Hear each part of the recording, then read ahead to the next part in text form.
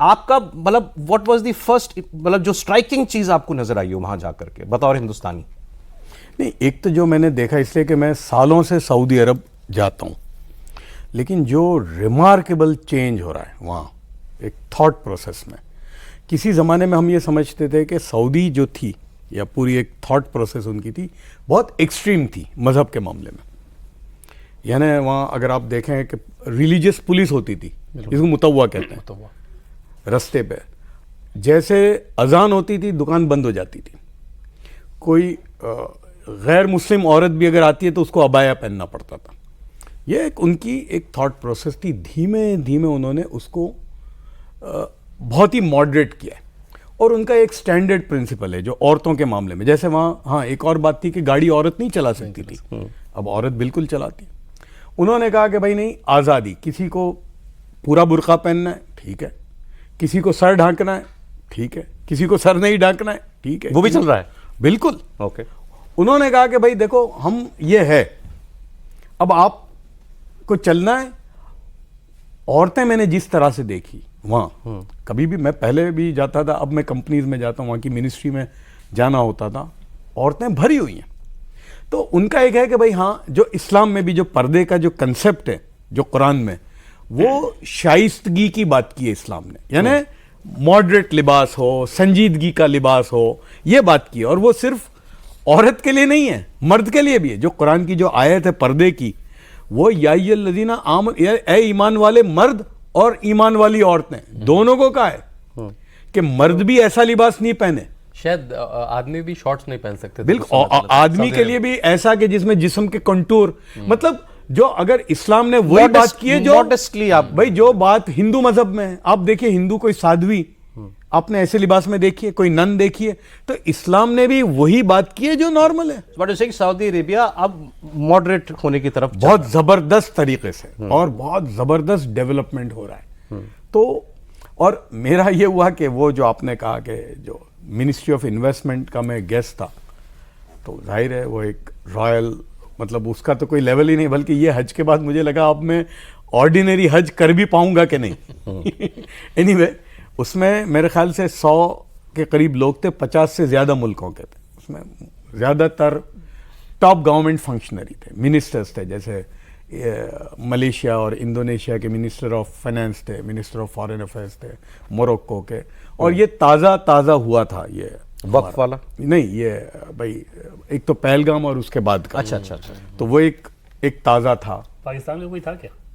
हाँ, पाकिस्तान से कोई नहीं था, यानी पाकिस्तानी थे लेकिन नॉट फ्रॉम पाकिस्तान, जो अमेरिका में या इंग्लैंड वो थे, मतलब जो Pakistan origin, but there was nobody from Pakistan. Saudi वालों ने पाकिस्तानी वालों को मैं अकेला किसी पाकिस्तानी को नहीं बुलाया हज करने।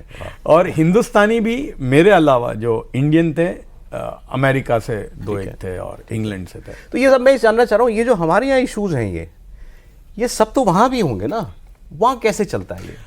भाई देखिए, मसलन जैसे आपने शुरू में छोड़ा सड़क की नमाज का।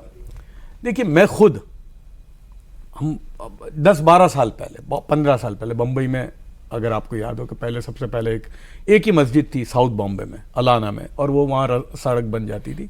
तो हमने उस ज़माने में हम लोगों ने आगे बढ़े कि भाई यार, जब इस्लाम में प्रोविज़न है कि भाई ठीक है 5 नमाजें कर दो, कहते हैं भाई जगह नहीं है मस्जिद में, तो इस्लाम में प्रोविज़न है कि ठीक है 1 बजे एक नमाज हो, 1:20 को हो, 1:40 को हो, 2 बजे हो, एक मसला ख़त्म हो गया। और इस्लाम बिल्कुल इजाज़त नहीं देता कि आप अपनी इबादत इस तरह से करो कि किसी को तकलीफ हो। और सौरभ, मैं इसलिए ये कह रहा हूँ कि मैं ऊपर वाले की मेहरबानी समझता हूँ कि मेरी ज़िंदगी में 15 साल की उम्र से अब तक एक नमाज मिस नहीं हुई है। क्या बात है! प्लेन में, ट्रेन में, शिप में, समंदर में, पहाड़ों में। तो हिंदुस्तान में कभी प्रॉब्लम हुई? कभी नहीं, ट्रेन में, बस में। तो इस्लाम ने उसका प्रोविजन दिया है। अच्छा, ट्रेन में आपने जैसे कहा, मैं ट्रेन में सफ़र किया है बहुत मरतबा, तो मैं सीधा यार मैं नमाज पढ़ सकता हूँ। अरे भाई नहीं यार, जैसे मैं एक उधर गया इदारे में, तो मैंने कहा कि यार मैं नमाज पढ़ सकता हूँ, भाई इजाज़त ले लो। जैसे एक यूनिवर्सिटी का मसला आया था बीच में कि वो नमाज पढ़ रहे थे, मैंने कहा अल्लाह के बंदो, हमने भी प्रोग्राम किया था उसके कुछ दिन पहले एमईटी यूनिवर्सिटी में।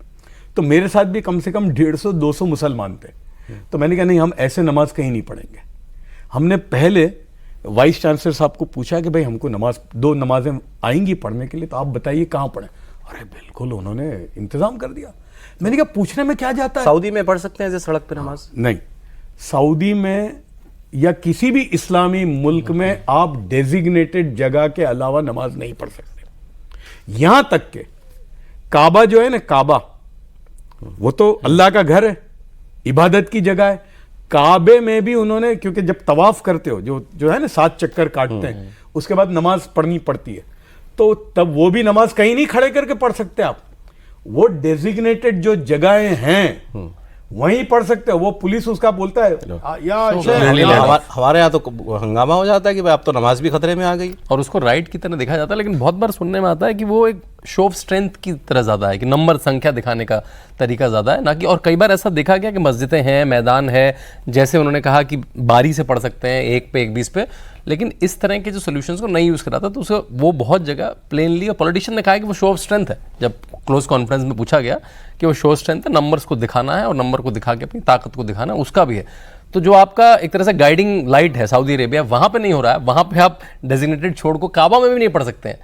और आप यहाँ पे सड़कों पर उसको राइट मान रहे हैं, उसको राइट मान रहे हैं कि सड़कों पर पुलिस वाला कहता है या हज्जी तरीक, और वो करने वाले कौन होते हैं मालूम है? इनवेरिएबली हिंदुस्तानी, पाकिस्तानी या बांग्लादेशी।